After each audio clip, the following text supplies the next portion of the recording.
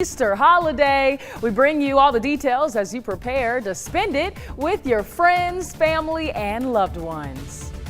And we continue to talk about Tuesday's First Alert Weather Day. We're on your side with what we're expecting and the latest timing of the event. Plus, it's one of the hardest and rarest photos on the planet. We meet one man who has spent his life trying to capture the total eclipse. WBRC Fox 6 News. First Alert Weather Extra starts now. Welcome into Weather Extra. I've got my girl, Lauren Linehan here. Woo woo. We're raising the roof on a Friday, Tania. Absolutely. It has really been a good Friday, though. It has been a good Friday. I mean, this weather is hard to beat. It really is. I don't want it to get even hotter, and I don't want it to get colder. I like it where it's at. Right. As Baby Bear would say, that porridge is just right. Just right. Ooh, I like that. You know. Now, I don't know if you like porridge. I'm not really a fan, but hey, hopefully we'll be eating good for Easter on Sunday. Any plans? Yes, eating well. Okay. How about you? Eating well, hopefully. Yeah, You cooking hopefully. some dinner? I think I did say I was going to do that, so I'll let you know how it goes after this weekend. Okay. Maybe I'll invite you if it looks good, but not a guarantee. But Tania, we have a lot coming up next week too, A right? lot coming up. We've got to talk about the next big thing. Take a look at this. We've already declared your Tuesday First Alert Weather Day for the threat of damaging winds. We could see some small hail, some severe storms pushing through our area across central Alabama. So we want to give you the first alert on that as our next big thing. So let's talk more about what that exactly means for us. Number one, we're going to see an afternoon risk and some storms pushing through the evening as well. We can see damaging winds, and the greatest threat will be for our northern counties as of right now. So this is all next week. We're talking about April the 2nd. Here's our severe outlook for next Tuesday. Notice that our northern counties, mainly north of Interstate 20, are highlighted there with a 15% chance to see a severe storm. Damaging winds, large hail, and an isolated tornado cannot be ruled out across central Alabama. So please keep checking in for forecast updates on that. But let's take a look here at the timing of this and when you can possibly expect it. So here we are looking at your Tuesday morning. We could see a few showers around by then, but looking mostly dry. By the afternoon is when we start to see more rain pushing through our area across central Alabama, and that storm activity really not pushing through until the afternoon and evening hours on your Tuesday. So I stopped the clock here. This is 8 p.m. on your Tuesday. Notice how we do have the threat for periods of heavy rainfall, decreased visibility. I know many of you are going to either be getting off of work or running any evening errands, so make sure you're checking in for forecast updates as we fine-tune that storm chance for your Tuesday next week. The good news is by Wednesday morning, 6 a.m., seeing drier conditions there, and it looks pretty decent across the area. It will be a little bit cooler, though, because that front's going to push through. Here's a quick look at our First Alert Sky Vision, though, in Summerton. We've got temperatures in the low 70s, beautiful conditions right now on our First Alert Sky Vision. And another picture. This is Panama City Beach, where me and Lauren wish we were at. People are out there, looks like playing volleyball maybe, or just hanging out in the sand. Not a whole lot of people in the water, though, because it's still pretty chilly. But temperatures down at Panama City, 66 degrees. Dew points are pretty low, and winds are out of the south-southwest, just around 10 miles per hour. You can see that breeze there blowing those umbrellas. It looks pretty pleasant, and they're getting a good view of that sunset. If you have any pictures of the sunset, don't hesitate to drop those into our WBRC First Alert Weather app. Thanks, Tania. Yeah, I've got major FOMO. We could be having dinner out there. We wouldn't have to cook Easter lunch. We could just be eating at Sharky's. Yeah, so Sharky's, we may be seeing you on Easter Sunday. Speaking of Easter Sunday, one of everyone's favorite pastimes is that Easter egg hunt. So let's look at that Easter egg hunting forecast for the weekend. For tomorrow, I know some of you will have Easter egg hunts tomorrow. We're looking at a mostly sunny sky. And if you thought today was warm, well, just wait. As Tania mentioned, we are going to see that warming trend carry into the weekend. So upper 70s for Saturday, and then Easter Sunday getting even balmier, checking in with a high of 80 degrees. The one fly in the ointment for Easter Sunday is that it's going to be cloudier, but I promise it's going to be staying dry for those Easter egg hunt forecasts, both on Saturday and Sunday. So for Sunday, if you are going to be having any Easter egg hunts with the kids after you color some eggs, maybe after church or after Easter Sunday lunch, highs will be be getting into that 80-degree territory, but we're expecting, even though more clouds, going to be staying dry. Winds will also be picking up out of the southwest at about 10 to 15 miles per hour. But we want to bring you an update now on that huge wood fire that was burning in the Concord area. The Concord Fire Department says 150 acres were burning between Drake Drive and Concord Elementary, and it has now been contained. Ryan Carty sending us this picture of the fire. You may have noticed the smoke west of downtown Birmingham. Well, people in Tarrant will soon have a place they can find safety from severe weather. The storm shelter will sit behind the Tarrant Parks and Rec Center, and crews broke ground on the project on Thursday. These cuts in the concrete show just how large the shelter will be when complete. Tarrant Mayor Wayman Newton says once complete, 100 people will be able to fit inside at one time. He also thanked the Jefferson County Commission for the funding that will keep his residents safe. This comes as an Easter holiday storm system is setting up across the United States for the first week of April. We talked about it as our next big thing. It's currently bringing California atmospheric river conditions. This is the same storm system that prompted Tuesday's First Alert Weather Day, and it pushes through the west this weekend. An area of low pressure will develop across the Central Plains on Monday. It will bring widespread showers and thunderstorms that could contain damaging wind gusts, frequent lightning, and possible isolated tornadoes from Texas to Great Lakes. The system will then begin moving eastward to impact our area and Ohio Valley. And as we get closer and closer to the total solar eclipse, we're about to meet one eclipse chaser who has spent his entire life trying to capture this phenomenon on film. Reporter Molly Martinez has his story. Montes Vedutis sees the world through the lens of his camera. With a swift shutter, he captures parts unknown, from the depths of the ocean to the weird and wonderful above. He's on a crusade, cataloging the planet's palette. Of all the shots in his collection, the most elusive is that of the total eclipse. If you point a camera lens at the sun, it'll catch fire. Vedutis has been chasing total eclipses for nearly a decade. It's taken him across the U.S. and to the deserts of Argentina. It's probably the closest thing you can get to a religious experience on a schedule. After a little bit of luck and a lot of patience, he captured the perfect frame of this celestial phenomenon. So when the sun is obscured, you can see the corona, or all of the edges, the flares that are coming off of it, kind of a big, like a veil. Photos like these aren't just impressive. As Aaron Schonnell with the Air and Space Museum explains, they offer answers to some of science's biggest questions. Eclipses have proved a lot of what Einstein theorized, such as gravitational lensing, and it actually proved sort of the existence of black holes. For Vedutis, it's a passion that just clicks.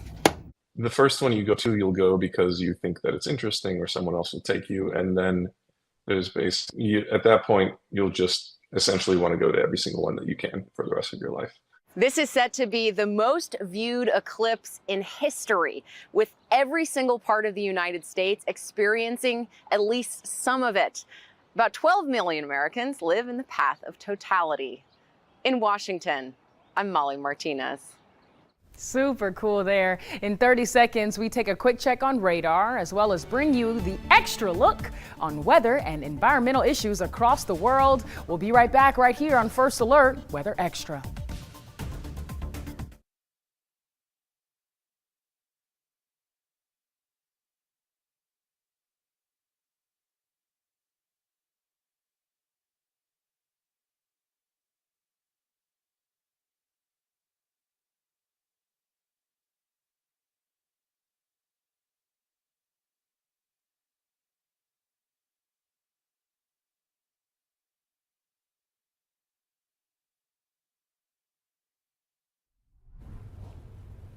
Welcome back to First Alert Weather Extra. Meteorologist Lauren Linehan. First Alert AccuTrack tonight, staying nice and dry with that clear blue sky in place as we head towards sunset for tonight. So most of us are still in the 70s, but likely once that sun dips down below the horizon after 7 o'clock. Still very pumped about that later sunset time. We will see temperatures begin to cool off for more of us into the 60s. Now you'll notice we've had high pressure and control of the weather pattern, but it is beginning to shift a little to the east. So those southwest winds are going to be in place over the next couple of days with that high pressure shifting, and we'll also see some more clouds moving in for tonight. So for your Friday evening plans, we'll still see a mostly clear sky early on, a few more clouds later tonight, but hey, you don't have to worry about any frost threat for tomorrow morning, Tania.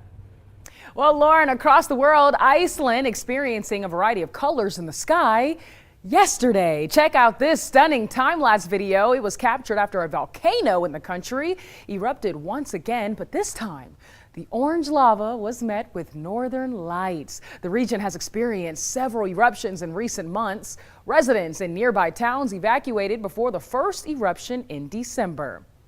And in California, water authorities in 2 counties are asking residents to cut down on water usage. I need to do that too. This comes after 2 canals that supply water failed. Kayla Mowler has the details behind what could be a potential water shortage.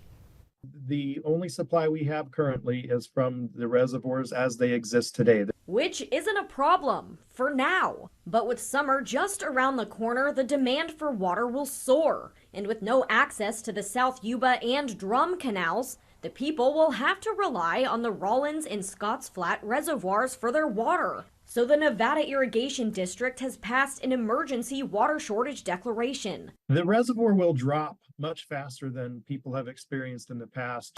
The 2 canals are owned and operated by PG&E. The NID says the failures of the canals are due to acts of Mother Nature, and PG&E has given a repair date of June 8th.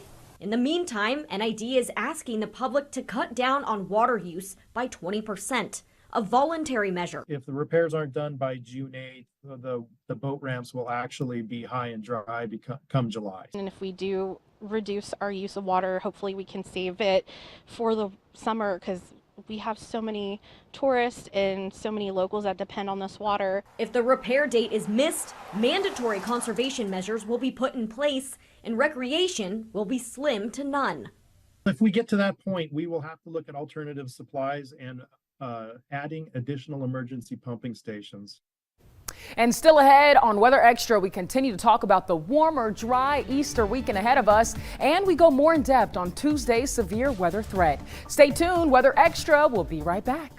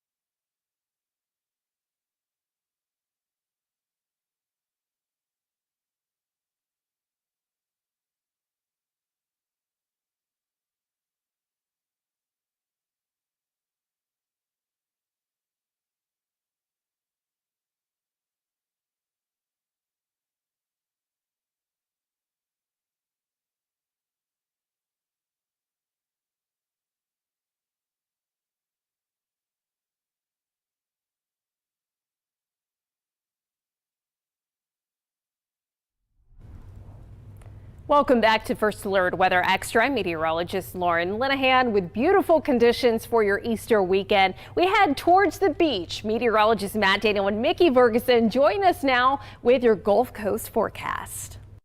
Mickey? Yes? Welcome back, first of all. You had a little bit of a spring break. Yes, I did. But you're off again this weekend, Yeah. so maybe you just want to go down to the Gulf Coast? I do want to. I'm not going to be able to, but the weather's looking pretty good down there. It is. If you're going to do a last-minute drive down to the Alabama Gulf Coast, look at this. That is just perfect. 70s, some sunshine, like nice little breeze, and you're by the water. That's By that cold water. Yeah, it's a little cold, but you know, you hear it, you see it. That's all that counts. That's right. So we're looking at some clouds increasing on Sunday. Now, just a reminder, Mickey, you know, it may be cloudy by Sunday and a Monday, but you still got to worry about that UV index. So slather on that sunscreen with a trowel, or wear one of those shirts, you know, that protect you from the sun's rays, and hopefully you'll be okay. That's right. So make sure you don't forget the sunscreen. And the rip current threat earlier this week, it was in the high range, moderate range. It has gone down to that low range for tomorrow into Sunday, but it's going to pick up to moderate by early next week. So just use caution if you're out and about on the water. And like you said, those water temperatures still pretty chilly in the 60s. Of course, we're watching a threat for rain for us early next week. The rain chance along the Gulf Coast pretty low, maybe 1/10 of an inch at best over the next 5 days. So looking pretty dry. Yeah, they're only looking at, well, we've got a 60% chance of rain Tuesday here, only a 20% chance down at the Gulf of Mexico. And we're looking at highs in the 70s, overnight lows, not a far cry from our highs. Yeah, not too bad. And hey, if you maybe want to do a last minute drive up into the Smoky Mountains, not too bad. Although Tuesday, not the greatest weather. Yeah, Tuesday you need to pay attention to the weather. We have a First Alert Weather Day here at home, and you really need to monitor your First Alert Weather app. If you're away from you know, your TV screen, you can always catch us online. But the weather app's a good place to go to. Yeah, and if you look at those temperatures, you go from spring to back to winter next Wednesday and Thursday. Highs in the 70s, and then it's like 56 degrees, so that's pretty chilly. But no matter where you go, or if you're just staying here locally, make sure you download that WBRC First Alert Weather app and get an hourly forecast. Yeah. Are you going to the beach? Nope, I'm taking it easy. Yeah, sounds good. Well, if you're doing a staycation, maybe send us a picture for whatever you're doing for your spring break, and we can share some of those pics right here on Weather Extra.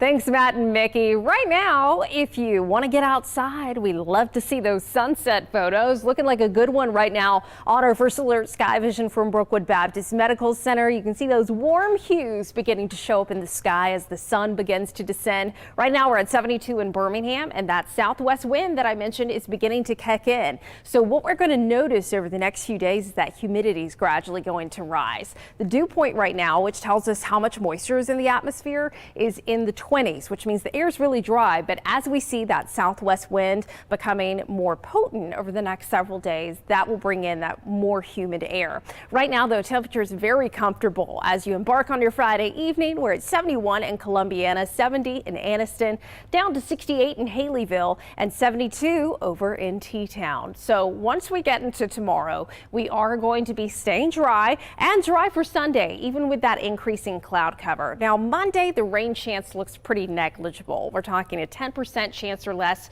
of a stray shower. I think Monday, most of us will end up being dry, but as we look at our rain coverage, it's next Tuesday that we have that First Alert Weather Day in place for the potential for some rain and maybe some strong to severe storms in the mix before we dry out again on your Wednesday. So we mentioned the severe threat is not set in stone right now, but we did declare a First Alert Weather Day to just make sure you're paying attention to that possibility of impacts, even if it's just a situation where you see a messy commute with rain around. So here we are Tuesday morning at 7 a.m. We're showing you two separate severe ingredients here. Wind shear, that change in wind speed or direction as you go up in height in the atmosphere, and then instability, that storm fuel. So you can see the wind arrows depicting the wind shear, and then the blue colors here depict that instability, that storm fuel. So notice as we go to around lunchtime, we begin to see that storm fuel picking up a bit bit, this corridor, this swath of a little bit more instability, that energy in the atmosphere, and showing up areas across North Alabama. So that looks to be a situation that we could see during the afternoon hours. It looks like that threat really begins to diminish as we go into the evening and lose that daytime heating. But even outside of any severe threat, we're going to be getting some rain out of this system by next Wednesday. We could see maybe half an inch to an inch of rain with this. So this is not going to be a prolific rainmaker as it looks at this time. But still, we just want to make sure we're paying attention to that possibility of some strong to severe storms in the mix. Now, once we get past this system on Tuesday, this low pressure system, the whole deal with it is it has a cold front associated with it. So that's going to be cooling us down as we get into the middle half of next week. And yes, we may have to watch for a frost threat, but we're going to pretend I didn't say that because y'all get real mad when I tell you there's still frost in the forecast. So I'll let Tania take the blame now. We turn now to meteorologist Tania Michelle, my dear friend Tania, with her Dorothy vibes this evening. You got to see her shoes. Oh, you can see her shoes, actually. Yeah, you know, but oh, there we go. Perfect. We love it. So, Tania, what are we seeing in the First Alert weather calendar beyond the 7-day? Any hope of just a nice stretch of warm weather? Lauren, I think you're giving it away because I was just looking at this and I was like, boy, do we look good in April. We sure do. We look good in April. Look at this First Alert weather. A First Alert Weather Day, of course, is in effect for Tuesday of next week. But I just want to fast forward this graphic for us really quickly so you can see what days are highlighted in red and what days we can potentially be seeing more wet weather in our forecast. So notice here, of course, Tuesday, we've already declared it a First Alert Weather Day. That's April the 2nd. And then we've got dry days ahead of us. I mean, look at that. April 3rd, April 4th, 5th, 6th, 7th, 8th, 9th, 10th, 11th.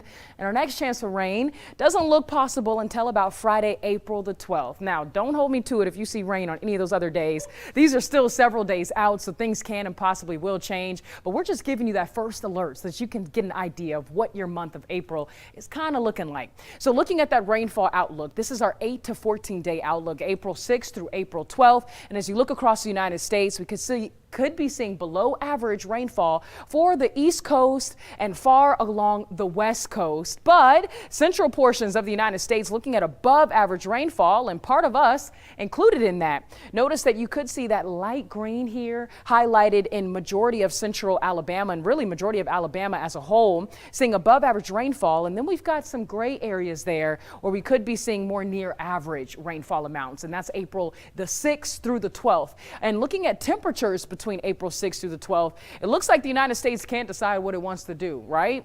The West Coast below average, the East Coast above average, and then you've got our central states here across the United States above average as well. And so are we here across Alabama. So when you start seeing above average temperatures, you know what that means. More pollen, humidity levels are rising too. So just the first alert for all of that. That's what comes with our warmer months, especially as we approach the month of April. But it's looking pretty sweet, and I'm not mad at it. If it's pretty hot, that means you also need to bring out that sunscreen too to protect your skin from those UV rays. But don't go anywhere. We'll be right back for a final check on your weather. First Alert Weather Extra. Stay with us.